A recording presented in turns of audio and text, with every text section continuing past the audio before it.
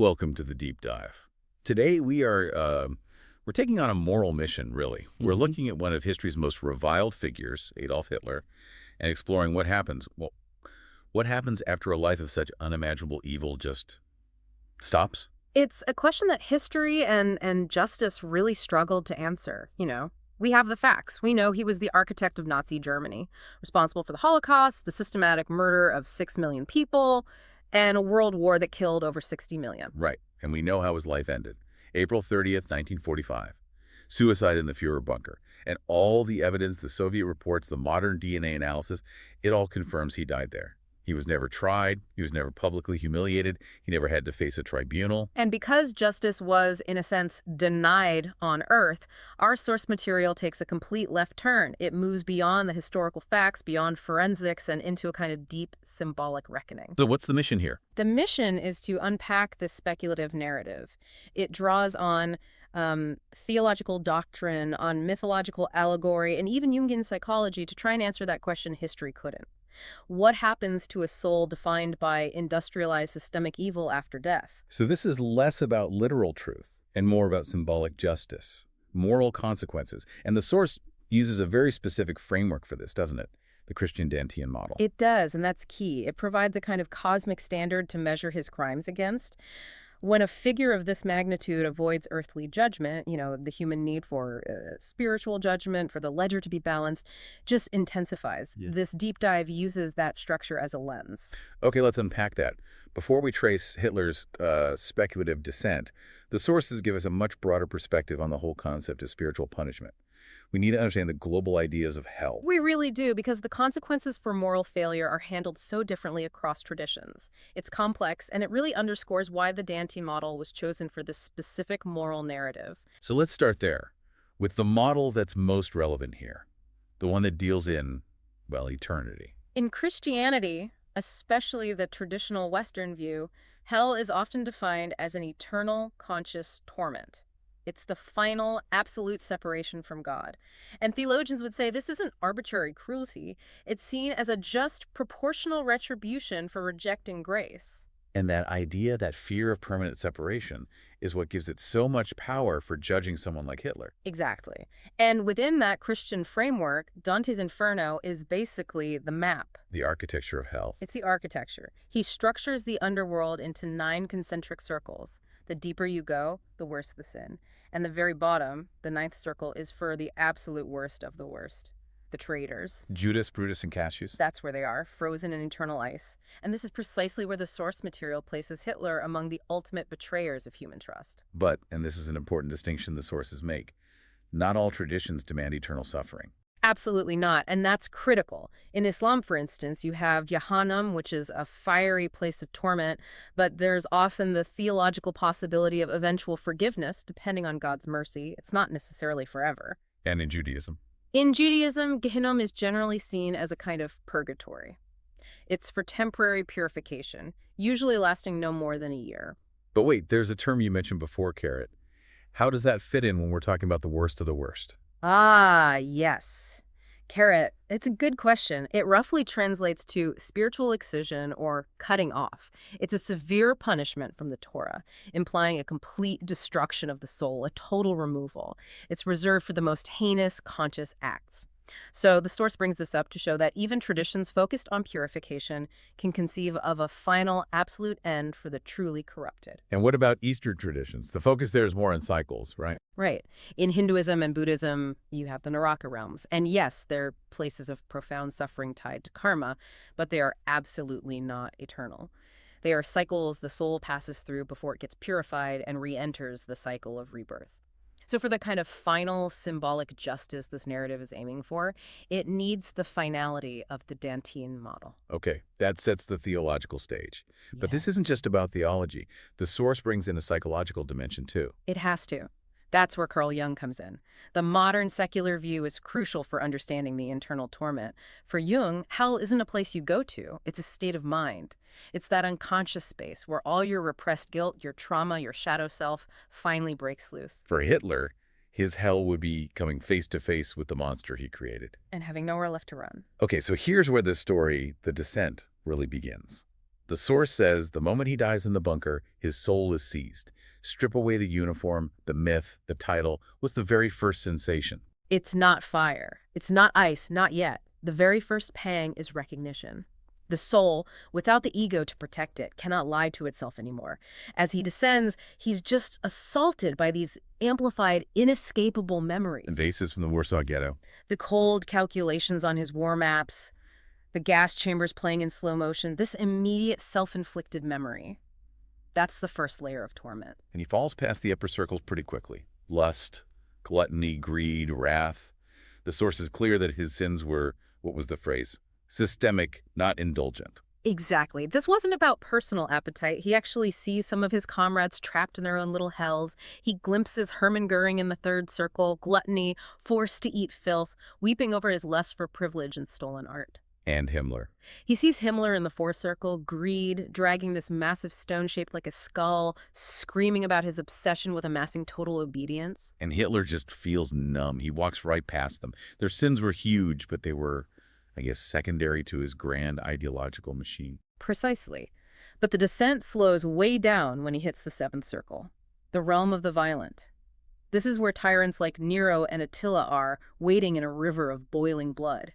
And this is such a key moment in the story, because the river of blood actually recoils from him. The circle of violence itself rejects the ultimate tyrant. Why? The source introduces an allegorical guide here, the figure of St. Thomas More. A victim of political execution himself, a man known for his conscience. Right. And More explains that Hitler can't be lumped in with tyrants who killed out of simple rage or ambition, like a Nero. So what is the distinction they're drawing here? What makes his violence different? It's a difference between malice driven by hot emotion and malice driven by cold calculation. More explains that Hitler's evil was ideological, industrial, and intentional. It was too cold, too bureaucratic. It wasn't the passion of a killer. It was the cold, dead logic of an accountant of death. And that distinction, that calculation, is seen as worse than simple rage. Far worse. It elevates his crime from just bloodshed to a betrayal of the mind itself. Which drops him immediately to the next level. The eighth circle, Melulge, the realm of fraud, sins of the intellect, of language. And this is a landscape of, well, profound intellectual pollution. He stumbles past flatterers and hypocrites until he gets to the ninth ditch.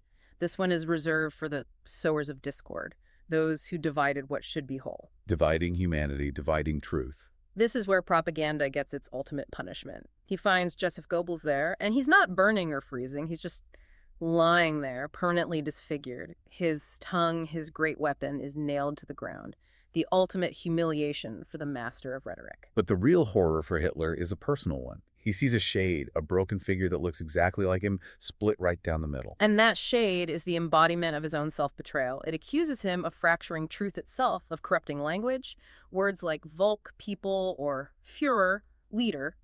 He twisted them into tools for genocide. And the accusation is devastating. The shade basically says, you lied so much, you dissolved the very possibility of truth. Now you will see the truth about yourself. And that realization that he broke the contract between words and reality, that's what sends him to the very bottom. The ninth circle, Cocytus, treachery, the frozen lake. This is the realm of absolute cold. Absolute isolation. The cold isn't about physical pain. It represents the freezing of love, of empathy, of all human connection. And as he sinks into the ice, the memories come back, but they're different now. They're infused with the full emotional weight he never allowed himself to feel.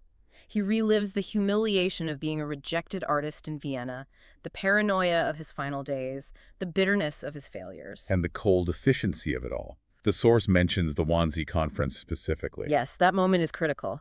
The meeting where 15 high-ranking officials planned the bureaucracy of mass murder over cocktails. Seeing that memory from the frozen depths, it confirms his evil was rooted in this cold, rationalized betrayal of all humanity. Then comes the moment of judgment. He sees a victim from Auschwitz, an emaciated woman, and she doesn't look at him with anger. She looks at him with sorrow and just asks, why us? And this is the absolute core of the moral reckoning. He has no answer. His entire ideology, his whole life's work, it just dissolves into nothing. There is only the silence of his failure. He sinks fully into the ice, sealed up to his mouth. He tries to shout his justifications one last time, but the ice. The ice holds him silent, and this is where we get that really dark mythological detail, the fourth mouth. Right. Dante gave Satan 3 mouths for Judas, Brutus, and Cassius, betrayers of God and of Rome. But this narrative reserves a fourth mouth just for Hitler, to signify his betrayal of humanity itself. The ice sealing his lips prevents him from ever offering another rationalization, subjecting him to eternal, silent condemnation. Which brings us to what the source calls the 3 inescapable symbolic punishments, the final reckoning that attacks his ego at its very foundation. And these are profoundly psychological. They turn his own ambition completely against him. Okay, number 1, the weight of each life lost. This goes way beyond statistics. He's forced to hold the full weight of 60 million individual lives, not as a number, but as 60 million crushing individual stories. The Polish teacher, the Soviet child who starved, the Jewish grandmother clutching her wedding ring in the cattle car. The burden is infinite, and time just repeats it over and over. So he feels the scale of it not intellectually but experientially. Endlessly. Number 2, the collapse of the myth. This is about destroying the Führer persona itself. And for a man who lived entirely through projection, through this cult of personality, this is the deepest cut. He has to watch unedited, raw footage of his life, the manic eyes, the paranoid breakdowns, the embarrassing rants. He reads Eva Braun's private diary, where she writes that he only loved power, not her, not anyone. His whole grand image just shatters. He is revealed forever as nothing more than a failure and a madman. And the final insult, number 3, the one that must be the most devastating for a man obsessed with immortality, the absence of legacy. It's the ultimate horror for the man who promised a 1,000-year Reich. He discovers he's irrelevant. No one truly worships him. His image is banned, or it's mocked, used as a historical cautionary tale. Even the other great tyrants in hell, Genghis Khan, Stalin, they just ignore him. True evil, when you strip away its power, is just banal, forgettable. Utterly banal. So let's circle back now to the Jungian psychological hell. After all this theological mapping, what happens when the projection finally ends and he has to internalize that monster? The psychological narrative says he has to finally confront his own shadow self.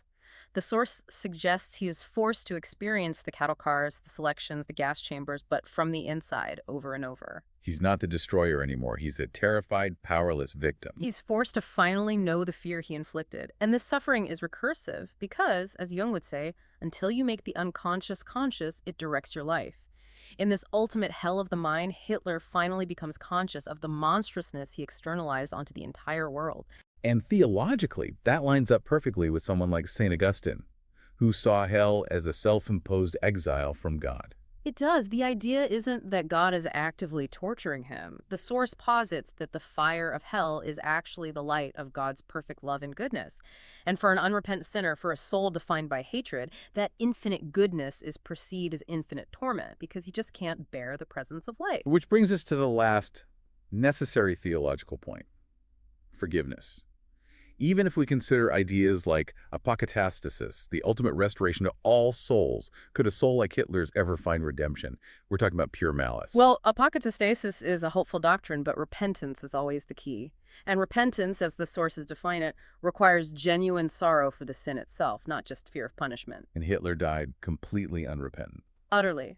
Cursing the German people for failing him, blaming everyone but himself.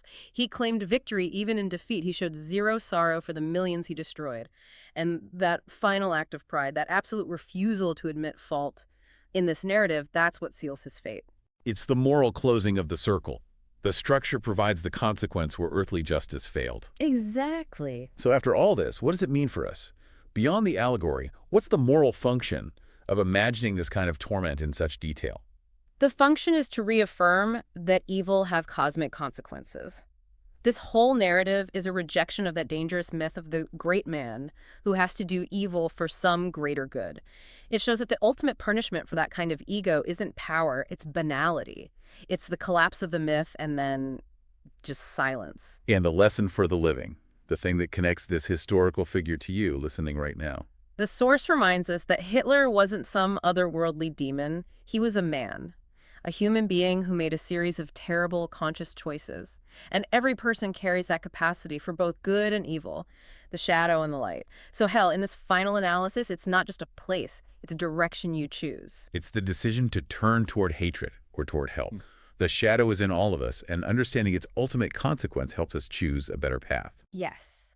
The site of the Führer bunker today, it's just an ordinary parking lot in Berlin, a mundane, forgettable space. And that silence reminds us that while the world moves on, the memory of his evil remains not as a symbol of strength, but as a perpetual warning. And in that quiet conscience whispers the final questions this whole deep dive poses. What would you have done if you were there? And maybe deeper still, what will you do now?